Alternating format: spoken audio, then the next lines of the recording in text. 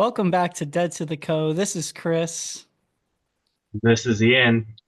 and we're back with another episode. Ian, we watched Dead and Company's performance in Morrison, Colorado on October 22nd, 2021.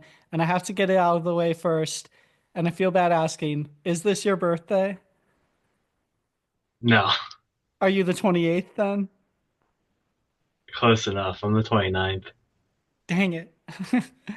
Well, I'm outing myself as a bad friend on the podcast. No, it's totally fine. I don't know if I could name your birthday off for it. I have it on my calendar, so That's I nice. know when I it should comes. Yeah, I should do that because I can never remember birthdays. But anyways, that's not what this is about, but I did have to ask. So it's a fall show, and it was 56 degrees. I looked it up and I was watching the video and the band was pretty bundled up. So I love a good fall show, you know? Yeah, yeah. Back when they were playing, getting into the the thick of the fall. Now it's all, summer shows. Yeah, I was thinking that too. They really did used to kind of play all year, different times of the year. But anyways, this was a fun show. It was definitely unique. We can get into it right off the bat, but just high level thoughts about the show. The second set, when we get to that, was definitely threw me off, but in a good way, but it definitely threw me off. Yeah, I'm a little biased because I think this is one of my favorite shows. Definitely like top three, I think. Um, and I think you last episode you just kind of picked this. Well, you picked the next show, I Right. think, what it was, and I was like, oh, the show before this one because it's back-to-back nights is like one of my favorites. We should do both. So next episode we're gonna cover the 23rd, and this is the first show that I knew. And looking at Spotify, there's a couple of songs on here that have been played a whole bunch. So I think a lot of fans like this show as well. I noticed that too on Spotify. And yeah, thank you for pointing out that this was night one of a two-nighter. So we're going to do a two-part episode. First part covering the first show now. And then, like Ian said, our next episode will cover the second night in Colorado. Speaking of Colorado, they make a few references to Colorado in this one, which I also thought was fun. But we'll get to that when we get to that. Um, we start out with Let the Good Times Roll. If I'm not mistaken, this tour they debuted this song. We had covered the show, they debuted it. I believe it's the same tour, just a little bit later on in the year. Yeah, And I so this was the version I knew. This is the first time I had heard them open with this song. Listening to shows, it is one of my favorite openers. Uh, just generally, like I love songs that are kind of meta. Like this song about playing all night long as the opener is great. I love it. yeah, and similarly, Stranger, which is the next song, also is a little meta because they often set use that as like a set opener, and there's the line, it's going to be a long, long, crazy night. And that's the Yeah. same vibe that you're talking about. I do love that as well. Um, but yeah, I thought Good Times was a fun opener, and John, Bobby, and Jeff all get to sing on that. So anytime, actually, we covered a show just like this on the other episode, but they may have done the same exact thing, started out with Good Times and end it with The Wait, and we were commenting on how everyone got a chance to sing. Yeah, that's I think I might have like subconsciously been thinking of this show when we were talking about that one because of that reason, but also like like I said, for if Let the Good Times Roll is one of my favorite openers, The Wait is by far one of my favorite encore songs. Not even for Dead and Company, but for the band and the tons and tons of bands that play this song. It's one of my favorite songs where kind of end of the night, everyone in the band can kind of take a turn very naturally. It's really great. Yeah. Okay. Yeah. So interesting that we picked this show right after doing one that was similar in that regard. So yeah, as I alluded to, we go from Let the Good Times Roll into Feel Like a Stranger. This was over like 14 minutes. It was pretty groovy. I thought I wrote down in my notes that Oteil sounded good. Um, which isn't surprising. So I thought this was a fun kind of segue. Good Times is more like kind of in your face, a little bit of like poppy, like fun, and then Stranger kind of like takes you back, and it's like, Yeah. whoa, you go into like a little bit of unknown territory. Yeah, we got to keep making notes for like what episodes we want to do in the future. I'd really like to do a deep dive on Feel Like a Stranger. It's a song that whenever it plays, I'm like, I don't know, like it is sort of like not a smooth beginning, like you were saying, kind of like the opposite of what the good times roll. But by the end, when they're going like long, long, crazy night, like that's so good. And so like I get sold over the song, and it happens every time. At the beginning, I'm like, ah, okay, and then by the end, I'm like, damn, this song rocks. That's so funny. Yeah. I'm totally fine with this podcast just having an episode called like Ian's Deep Dives, and I'm just not even on it, and you just deep dive into songs like Feel Like a Stranger or Drums in Space. And yeah, that sounds good to me. Um, we go out of Stranger into Alabama Getaway. So kind of as we were saying, like the flow of this show so far, Alabama Getaway kind of throttles you right back to like the present. Like that song is so energetic. Uh, Yeah, it's it's so like immediate sounding that like I was thinking it kind of throttles you right back out of Stranger. yeah. I think it's also a song that I don't know how many times they've opened with Alabama Getaway, but in my mind, it's also like a song that's also an opener. So it's kind of interesting how it's like first three songs are kind of show openers in some ways. Hmm. I what I noticed too with this show, it's kind of the exact opposite of the last show we talked about, where it started with Cassidy, and then it was I forget what the exact Bird three song. sequence, and then one more after that too. I forget what it was. Sorry, I can't help you. Um, but it was the first couple of songs were like almost 40 minutes total. And this show's almost the exact opposite, where Let the Good Times Roll, Alabama Getaway, and next couple songs, and Feel Like the Stranger is sort of the exception to this, are all kind of within the 4 to 6 minute range. So kind of the exact opposite vibes as the last show reviewed. That's cool. Yeah, I didn't even think of that, but that is very good insight. Yeah, that's cool. We go into Alabama Getaway into Me and My Uncle, and this is where we get the first references to South Colorado, Denver. The crowd loves it. I thought this was a good crowd from what I saw on the video, and even listening to the audio, it sounded like a pretty good crowd. So, but I think you're going to get that in like Colorado. I'm not sure where Morrison is. Is that Denver or? I don't know, man. We're both East Coast guys. Yeah, okay. If we have any Colorado listeners, let us know a little bit more about your space over there. But yeah, I thought that Me and My Uncle, I know it's Yeah, one of so your favorite it's like songs. it's outside of Denver. Okay, cool. Yeah, one of my favorite songs. You know they're gonna play it, being in Colorado. Definitely fits the vibe of like faster, shorter songs, at least for the first set. Um, yeah, I mean it's if you were trying to guess the set list before the show, you knew this was gonna be on there, at least one of the nights. Right. This is a little bit of a tangent. Have you listened to Bob Weir's podcast with Rick Rubin? I don't remember. I've listened to a couple of Rick Rubin stuff. I can't remember if I listened to the Bob one. This was in like 2021. I didn't know about it till recently, so I listened to it very recently. And Bob talked about how when he was a kid, he wanted to be a cowboy, and then he, wanted to be a musician when he started playing. And they kind of laughed how he kind of became both in a funny way. Um, he's got Yeah. those cowboy vibes when Yeah, he's I up mean, on well, they went stage. through the whole era. You know, when you live to be his age, you get to have multiple lives in that respect, I guess. Yeah, exactly. That's a good way to put it. We go into It Hurts Me Too, which is very bluesy. So of course John Mayer shines on it. But I Mhm. thought Jeff sounded really good on his organ here. I wrote that down in my notes. Um, I think it's so funny. Like John Mayer can't help himself with these blues songs. Like he just goes so far into it, but it sounds great.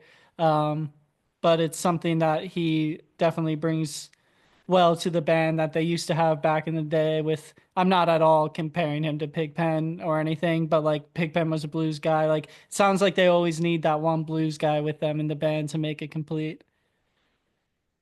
Yeah, this is definitely one of the ones, you know, it's in his wheelhouse, and he's kind of waiting for it to go.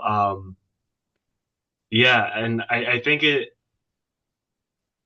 starting to see the trend to a couple moments later in the show where I think there's a bunch of standouts, and we'll get to them when the songs come up. But I think this was a good teaser to some really good blues lines that show up in other songs too. So, you know, Yeah. warming up, getting like into the blues headspace for a couple of songs coming up.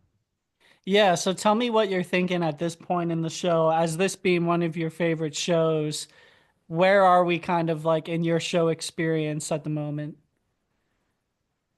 Yeah, I mean it's hitting like I think we're still in the moment where I've been just looking at the sequence of songs to be like, yeah, I mean, you know, I like most of these songs, so it's not uncommon to get ones, but a lot of like the shorter songs that I really like, kind of more rapid fire. Um, and then we'll get to, you know, at the end of the first set is when I really get sold on it. Okay, yeah. Yeah, that's good to know. I want to kind of know like when you like kind of bought in fully to this show. We go from It Hurts Me Too into Ramble on Rose, which we talked about at least once or twice on this podcast already. Thought this version sounded good. Nothing of note really from my perspective, but this is a good first set song to keep the vibe going, keep it upbeat. Hmm. Yeah, I think this one, I think this is like the inflection point. Well, like really the next song is. Yeah. I think kind of this one doesn't fit as much to the theme of the show, um, in my opinion, because the songs leading up to this have been like under 10 minutes, pretty fast. This one being a little longer, but this is also a great song, you know, and you know, kind of like a solid first set song. Yeah. I will say if we're being like completely honest and not just always saying like because I have the tendency to always be like great song, I liked it, good job, Yeah, like, and we keep going. Maybe this was one of my kind of downer moments of the night. Like Ramble on Rose is just I don't know what it is, but I wasn't as like everything else seemed like an interesting pick and this kind of just like fell in there, I feel like, in a way. yeah, no, I agree with you, and that's why I think it's sort of what I like about this show is really the song coming up and then the rest of it. I think this was kind of uh, the calm before the storm, um, in terms of Right. my preference on this. Well, let's hear about the next song since you Yeah. introduced it. If I have had the world to give, um, not only a good song, Grateful Dead original, which I didn't really think of until you know you look it up and go, yeah, they did write that because it always feels like a like an older song, um, song that like the class of Jerry Garcia songs that are like you know like I've been all around this world, kind of like his if his main talent are like this really fast, really interesting guitar leads on like Deal and you know like the songs that we all love. And I like more of these songs like in his acoustic work. Um, just a really solid song. And I thought OTL crushed this. I mean he always crushes it. You know, you get China Doll, you get sort of slower songs, which this is, and you always love to hear OTL sing. But I think this is one of his best performances in the band, in terms of the song that he plays here. So, That's and then great.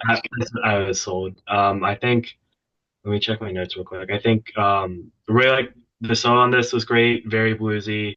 You could tell that you know the songs preceding it kind of put John in that headspace. Um, but I think the start here was really a teal. I wrote very similar notes. He has so much heart when he sings it, and I did also note that John sounded good on the guitar. But yeah, I mean, O'Teal's the star of this song, and I think this was on your underrated draft when we did our underrated Dead and Company songs, Grateful Dead songs, but Dead and Company performances. I believe you put this one on your draft. Um, so yeah, this was excellent, and definitely a standout moment of the first set in the show in general. So yeah, props to O'Teal, and like you said, it's just fun to hear him sing and get the opportunity. And then we go close out the set with Deal, which is always such a fun song to listen to. And they I throw, yeah. I was just gonna say I think this is my favorite. Where to put Deal in the set list is right at the end of set one. Um, kind of I like it kind of like the 2 minute offense. Like you know where the end is gonna be, and you have like this is like all the effort to get there. Like don't leave anything on the side. This is the best spot to put Deal. I love that analogy. The 2 minute offense, just rushing down the field for a touchdown at the end.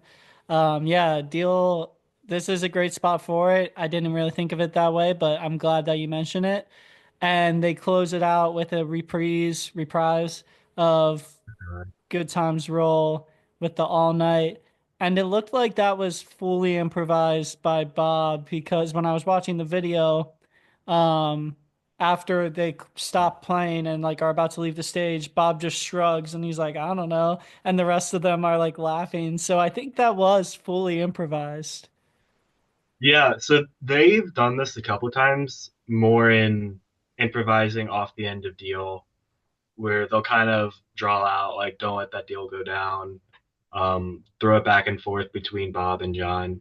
I think this is somewhat similar. Instead of, drawing out Deal, they just kind of go back to where they started. Um, I love this. This is like the 1-2 punch of if I had the world to give, I started to like this show, and this had me fully sold. And I think this is the beginning of the theme of this show, which I'll get more into the second set. But yeah, this is great stuff. Ooh, curious to know what that theme is. Okay, so set break. I'm trying to come up with a trivia question on the spot, and I think I got one because I didn't it's less of a trivia question, I guess, and more of a fun fact, but I didn't mention it at the top.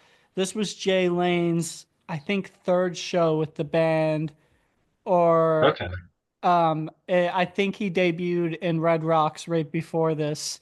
So I might be wrong exactly on which one, but it's one of his very first shows with the band. That's really cool. Yeah, I didn't even realize he was playing on the show. I guess I could now I'll hear it if I go back and listen, but that's why I gotta start watching the shows so I pick up on stuff like that. Not like Yeah, it's yeah, no, it's fun to be able to get those little like nuggets. But when watching it, but I get it. I listen to it sometimes. I listen to this part of the show sometimes on my commute because it takes a long time to listen to one of these shows, and you don't always have all the time to dedicate to one sitting of it. Um, yeah. okay, but yeah, we can go into set two. So we open with Sugary. I mean, and a great way to open up the second set. I'm sure you'll have some thoughts on that. I just wanted to note that I think that this is maybe John Mayer's best song with Dead and Company. I think there's a Yeah. few to choose from, but I think Sugary he really crushes. Yeah, sort of similar to Althea. Like Althea is obviously the one that's like the one for him. And I think he said that like explicitly. Similar, a lot of space for him. Um, One that doesn't, I think is more structured jam wise, which lets him, like kind of be more syncopated. Like I know I'm gonna get these riffs in and be able to build something. Um, I'm curious, did you think this was like a good version of it?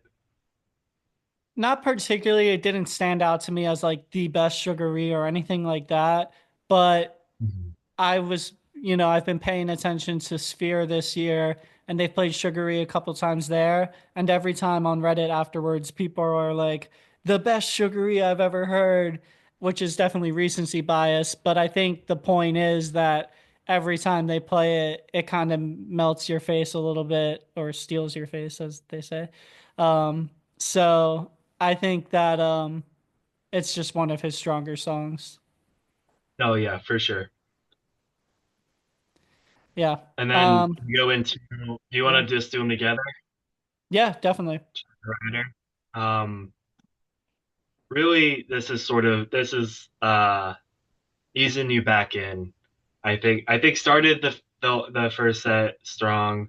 Sugary, I think, is a very classic set two opener. China Rider, again, you know is gonna come out. This is a sequence they play, probably every couple shows, you know, Yeah. every 3 or 4 shows. You know, get another Colorado reference. Um, Yeah, I don't have much to say about these first 3 songs. I feel like they really get into it after this, but curious about your thoughts.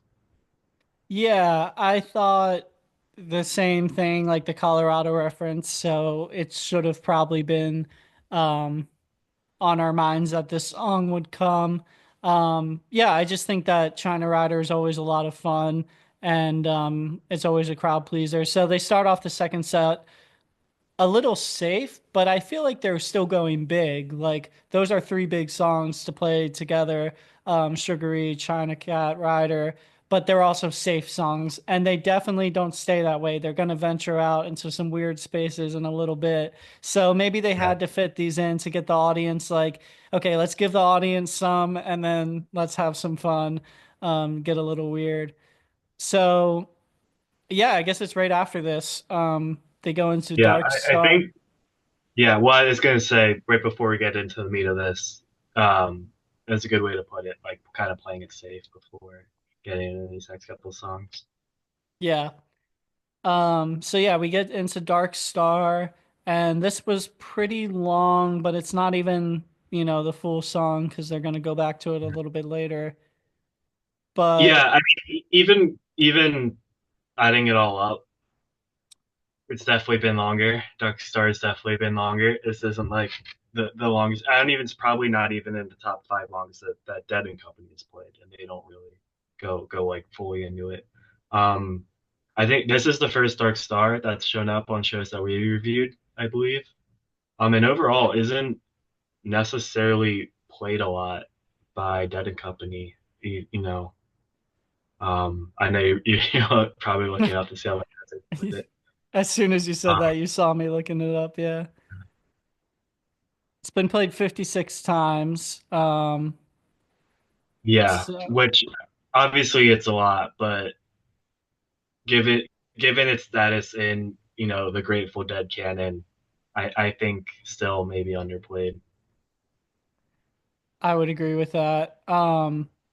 It's not my favorite because I do tend to prefer like the melodic songs a little bit more. Who at the end of the day, like that has the most mass appeal of those songs. But I still like it and respect it, and I thought that this was fun, especially what they do with it Yeah. moving forward. Do you have any more comments before we go into the other one? No, let's do it. I mean, they kind of this is the show, I think. Like this sequence that we're gonna go through the next, uh half hour, 40 minutes or so. And this is where it really stands out. And I am like you, and I think a lot of like liking the shorter melodic songs, but I what I really like about this show is this sequence of kind of sandwiching all this stuff in between. I Hmm. think going back to what you were saying about playing it safe, I feel like this is a little bit more loose. They're getting a little risky more than some of their other sets, and I think it really pays off with how these songs work together. Yeah, absolutely. It's kind of seamless. Like you go from Dark Star into the other one, and the other one I prefer probably a little bit more than Dark Star personally. I just like the rhythm of it, which is obviously what makes the song stand out in the first place. Um, and yeah, this was a lot of fun, and I thought that yeah, I could kind of sense where it was going at this point. Like you get Dark Star, and then you go into the other one, and you're like, oh, okay, we're probably going to drums and space after this, and you're starting to kind of like pick up on like the improv jam, like weird, funky territory that they're in. Yeah. And then kind of with that, we go into drums in space. Um, I listened to this show too long ago. I didn't have any notes for it. I think it's like the most natural. Like this is sort of like the middle, like you're in it now. I think it Right. makes, I remember thinking about drums, but like this is like a very awesome place to have it. Um, Kind of like it just feels very natural, kind of going from Dark Star to the other one to Yeah. drums. The other one, or sorry, drums being kind of sandwiched between the other one, is like a very old way of doing it, like the Grateful Dead that was doing it like very early on. So it's really cool to see that company do it here too. Yeah, that's cool. I was laughing because I also don't have many notes on this drums in space because I was trying to fit the whole show in. So drums in space kind of got pushed to the side a little bit, which is terrible to say because it's like the heart of this sequence. Like, like it is literally in the middle of it. So maybe I'll go back and re-listen to it in full. I don't know if I actually will, but yeah, good spot for drums in space, and it makes sense that is the spot for drums in space. And then you go out back into Dark Star very briefly, um, to kind of wrap up that song. Um, and then we go back into the other one to wrap up the other one. So putting a bow on a whole kind of loop that they throw you through. And I didn't expect them to go out of space back into Dark Star, even though I said like I was starting to follow along. I still didn't expect to go back, but I thought it was really cool and like you said, unique for a show. Yeah, I think this is the theme of this show, part twos and reprises, which I think is really cool. It kind of made this show unique, from the other ones that we've reviewed. Um, I really like this. I think it's really fun to kind of, and we've had this a couple of times. I think Birdsong is one where they kind of stick into it and then jam so long you kind of forget where you are, and then bring back the reprise. And it's like, oh, we're still in the song. Um, Mhm. if I had one criticism to give, I think it would have been cooler to do the other one reprise or the other one part two first and then Dark Star after. So it's sort of like a literal sandwich of starting and ending with the same song, but that's my only nitpick. Yeah, I see what you're saying. That makes sense. I was thinking when you were saying that it was like that was really cool to put it that this show is like the theme is kind of the reprise. And I just love how it makes the show feel like a story when you do these callbacks. You're creating a narrative with the set list. And they always do that to some extent, but tonight for sure, a lot more in your face, like of a narrative that they're putting out there. Um, and then we go into Wharf Rat. So I'm not gonna lie, it doesn't get any more like they don't immediately bring you back. Like Wharf Rat's still kind of an ambient song, like a little loose, a little spacey. So they kind Yeah. of keep it going still with like this long jam type feel. Yeah. Yeah, I think Warfrat's, I don't know if it's underrated necessarily, but definitely a song that doesn't come to mind when you think of like extended jams, but you know, extending that song to almost 13 minutes, that definitely can be done, and kind of pivoted a little bit out of the previous sequence, but still wasn't too stark, which is good, I think. Right. Isn't there a bar in Baltimore called Wharf Rat that you've been to? There used to be, it closed down over COVID. Oh man, I'm sorry to hear I that. did I did like that bar. That's cool. Alrighty. Do And you then know what Warfrat means? no. and this will be my trivia, I guess. Wharf rat is like a term for a sailor that's like, like the ship's docked at port and they're off on the wharf, getting drunk and spending all the money that they've received. Oh, that's Uh, fun. Obviously, in Baltimore, it's the shows ships coming into the inner harbor. The sailors are out on leave for whatever, however long it takes to unload the ship, and then they're at the bars by the port. That's fun.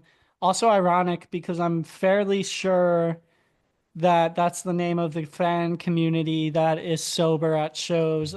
Yeah. So that's ironic. Cool. That's a fun fact.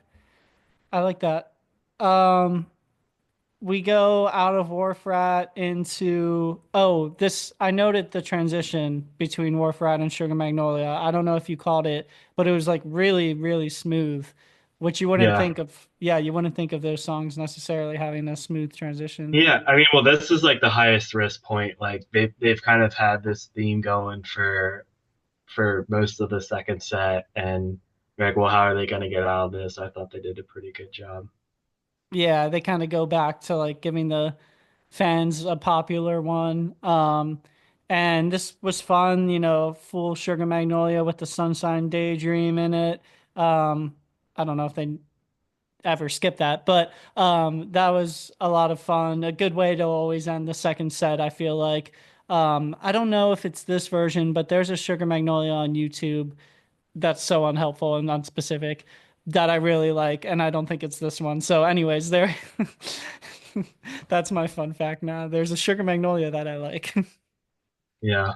I mean, that's the struggle, man. Like you hear a version and you're like, I think it's this one, and then you listen halfway through, you're like, no, it's not. It's a different version. You never find that one again. I know, right? Yeah. That's why you gotta appreciate it when you have it. Um, yeah, and then we close out with The Wait, which is what you were saying, is one of your favorite encores of any band. And, how can it not be? It's so much fun. It's kind of like a it's kind of like a relaxing encore, and I love it that every band member gets to sing. We've mentioned that before. Um, so I don't have a ton of notes, but I really enjoyed it. Yeah, I mean, I think I'd be content with every show ending with the wait. I just love it so much. Yeah. I do love Bob's verse at the end when he's singing high pitched. That never gets old. Yeah. Do you think he wants to do that still, or is it now like he feels obligated? You think he's Oh like, oh man, fuck, I gotta, or does he still enjoy it? I think he that's still enjoys so it. yeah, that's such a good question. I wish I knew more of like his personality, like in general, like him as a person, because yeah, I could totally see him being like I can see it both ways. Yeah. Um, cool. All right. So next episode we're gonna listen to the second show the night after this, which will be October 23rd, 2021. I did see the parts of the set list, and it looks like a fun one. So I'm interested to see the greater story. We saw how this episode, not episode, we saw how this show went. I'm interested to see it now in the context of two shows because I think that changes it a bit. Yeah. So next episode gonna be going over the set list as usual, but also talking about how that night contrasts with this night and how maybe some of the decisions made for this set list impact the next day. Absolutely. Ian, anything else on this show? I mean, it's one of your favorites, you know. Yeah, I don't know. I don't know how to rank it. I would say like a 4.5 stars, which is high for me because Yeah. I'll try not to go above 4 too often. Yeah, I'll go with like a 4.3. I got a little lost in that second set, but that's what they were doing. It was intentional. They were seeing who could hang on the bus there. So, yeah, I enjoyed it and it was a lot of fun. Um, Definitely up there in terms of my favorites of what we've reviewed. But like you're saying, we got to take better notes. We got to have a tracking system for this. Like it would be cool to see our ratings for each show that we've done, but I don't think we've done it consistently. So Yeah, well, we'll get the process down eventually. Of course. All right. Well, thanks for tuning in. We appreciate it. If you're still here, definitely tune in next week for the next episode covering the next show. And we'll see you next time on Dead to the Co.